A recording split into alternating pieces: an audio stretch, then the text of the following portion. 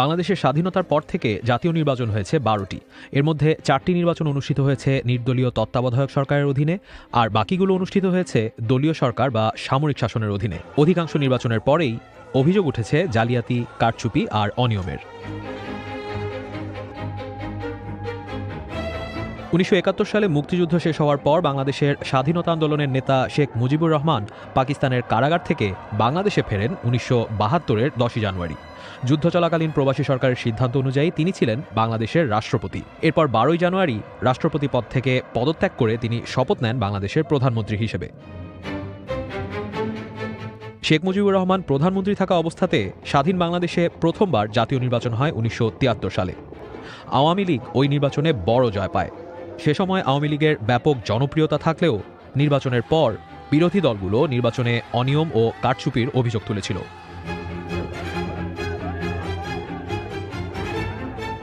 ৭৫-এর অগাস্টে শেখ মুজিবুর রহমানকে সপরিবারে হত্যার পর সে বছরের নভেম্বর পর্যন্ত বাংলাদেশের রাজনৈতিক পরিস্থিতি ছিল উত্তাল।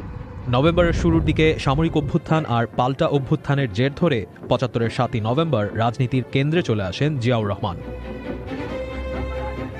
সে সময় আবু সাদাত মোহাম্মদ সায়েম বাংলাদেশের রাষ্ট্রপতি থাকলেও ক্ষমতার নিয়ন্ত্রণ ছিল জিয়াউর রহমানের হাতে। ১৯৭৭-এর ২১শে এপ্রিল জিয়াউর রহমান রাষ্ট্রপতি হিসেবে দায়িত্ব নেন এবং সে বছরের মে মাসে গণভোট আয়োজন করেন। এরপর ১৯৭৮-এর জুনে রাষ্ট্রপতি নির্বাচন অনুষ্ঠিত হয়, যেখানে জিয়াউর রহমান মুক্তিযুদ্ধের সর্বাধিনায়ক এম.এ.জি. ওসমানীকে পরাজিত করেন। ১৯৭৯ সালের ফেব্রুয়ারিতে সামরিক শাসনের অধীনে অনুষ্ঠিত হয় বাংলাদেশের দ্বিতীয় জাতীয় নির্বাচন।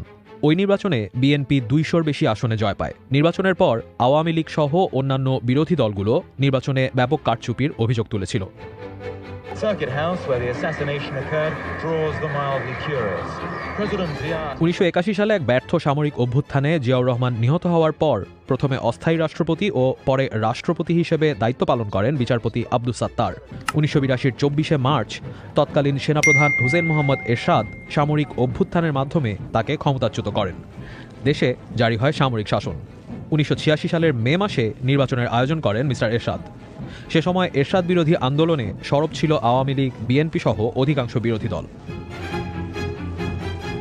এরশাদ বিরোধী আন্দোলনের মধ্যেই আওয়ামী লীগ নেতৃত্বাধীন জোট ১৯৮৬-র নির্বাচনে অংশ নিয়েছিল, কিন্তু বিএনপি সহ আরও কিছু দল ওই নির্বাচন বর্জন করে। ওই নির্বাচনে এরশাদের নেতৃত্বাধীন জাতীয় পার্টি জয় পায় এবং আওয়ামী লীগ সংসদে বিরোধী দল হয়। আগের নির্বাচনগুলোর মতো ওই নির্বাচনেও ব্যাপক অনিয়ম ও কারচুপির অভিযোগ উঠেছিল।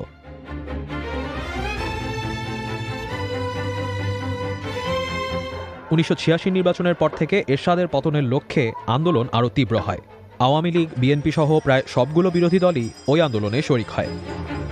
৮৭-র শেষ দিকে এরশাদ বিরোধী আন্দোলন তীব্র হয়।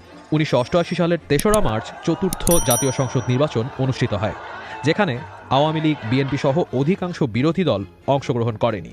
প্রধান বিরোধী দলগুলো অংশ না নেয়ায় ব্যাপকভাবে বিতর্কিত ছিল ওই নির্বাচন। বাংলাদেশের ইতিহাসে প্রথমবারের মতো নিরপেক্ষ সরকারের অধীনে সাধারণ নির্বাচন অনুষ্ঠিত হয় ১৯৯১ সালে। যদিও নিরপেক্ষ সরকারের অধীনে নির্বাচন সংবিধানের অংশ ছিল না, কিন্তু সবগুলো রাজনৈতিক দলের সম্মতির ভিত্তিতে সেটি করা হয়েছিল। ওই নির্বাচনে বিএনপি জয়লাভ করে। নির্বাচনের ফল প্রকাশের পর আওয়ামী লীগ সভানেত্রী শেখ হাসিনা এক সংবাদ সম্মেলনে নির্বাচনে সূক্ষ্ম কারচুপি হয়েছে বলে অভিযোগ তুলেছিলেন। ১৯৯৬ সালের ১৫ই ফেব্রুয়ারি তৎকালীন বিএনপি সরকার এক বিতর্কিত নির্বাচন আয়োজন করেছিল। দেশের সবকটি বড় রাজনৈতিক দল সেই নির্বাচন বয়কট করে। একতরফা সেই নির্বাচনে ভোটার উপস্থিতিও ছিল খুবই নগণ্য। সে সময় ৩০০ আসনের মধ্যে নির্বাচন অনুষ্ঠিত হয়েছিল ২৫০টি আসনে। ৪৬টি আসনে একাধিক প্রার্থী না থাকায় বিএনপির প্রার্থীরা ভোটের আগেই নির্বাচিত হয়ে যান।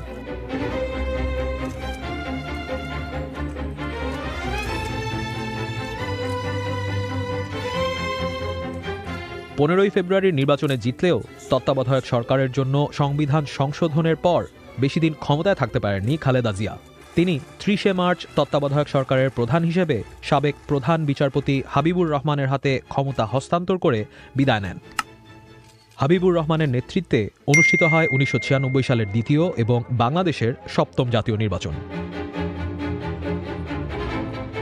আসন সংখ্যার বিচারে বাংলাদেশের নির্বাচনের ইতিহাসে সবচেয়ে জোরালো লড়াই হয়েছিল ১৯৯৬ সালের জাতীয় সংসদ নির্বাচনে। সে নির্বাচনে আওয়ামী লীগ পেয়েছিল ১৪৬টি আসন এবং বিএনপি পেয়েছিল ১১৬টি আসন।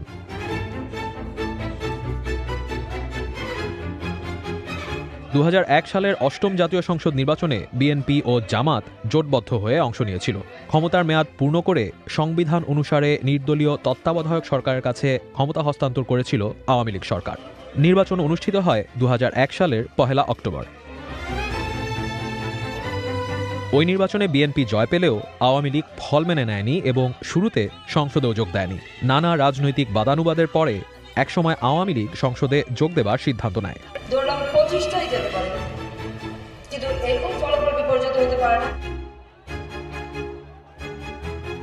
পর্যবেক্ষকদের অনেকে মনে করেন ২০০৮ সালে অনুষ্ঠিত নবম জাতীয় সংসদ নির্বাচন ছিল বাংলাদেশের সর্বশেষ অবাধ ও সুষ্ঠু নির্বাচন। সে সময় বিএনপি সরকারের বিরুদ্ধে তীব্র আন্দোলনের মধ্যে ২০০৭ সালের ১১ জানুয়ারি রাজনীতিতে হস্তক্ষেপ করে সেনাবাহিনী। দেশে জারি করা হয় জরুরি অবস্থা। জরুরি অবস্থা জারির প্রায় ২ বছর পর নির্বাচন আয়োজন করে সেনাবাহিনী সমর্থিত তত্ত্বাবধায়ক সরকার। নির্বাচনে আওয়ামী লীগ পেয়েছিল ২৩০টি আসন, অন্যদিকে বিএনপি পেয়েছিল মাত্র ৩০টি আসন।